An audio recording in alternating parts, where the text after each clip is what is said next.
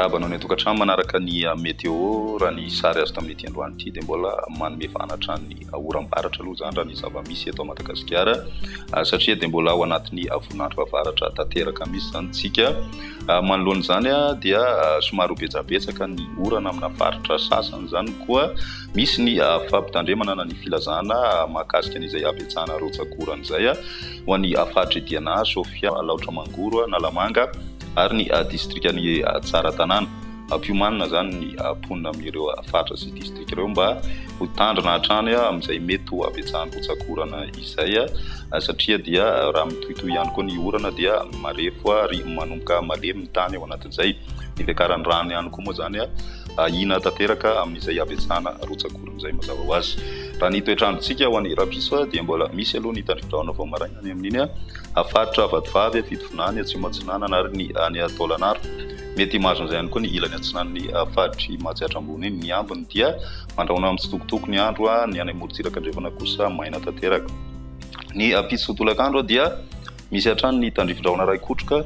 saika manerana ny nosy ny somary maimaina ao anatin'izay dia ny Morotsiraka ny faritry Menabe sy Melaky izay somary ahitana rahona ihany moa zany na zany tsy zany ao anatin'izay ny maripana vinavina amin'izay ara-pitso izay dia tombanana hatrany amin'ny 9 any avoatany ny Morotsiraka kosa raha ny maripana ambany indrindra 9 degré celsius no mibahatoerana ny Morotsiraka andrefana iny ny ambony indrindra kosa ny Morotsiraka izay dia 9 ka hatramin'ny 13 degré celsius ho an'ny andron'ny zoma kosa dia misy hatrany ny tandrivindraona ray kotroka ho an'ny tapakandro hariva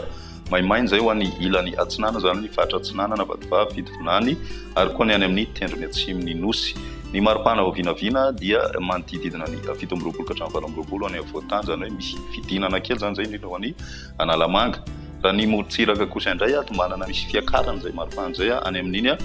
tapany atsimo andrefany nosy iny satria dia miakatra hatrany amin'ny 17 degré vao vinavina any amin'ny Morotsiraka atsimo andrefana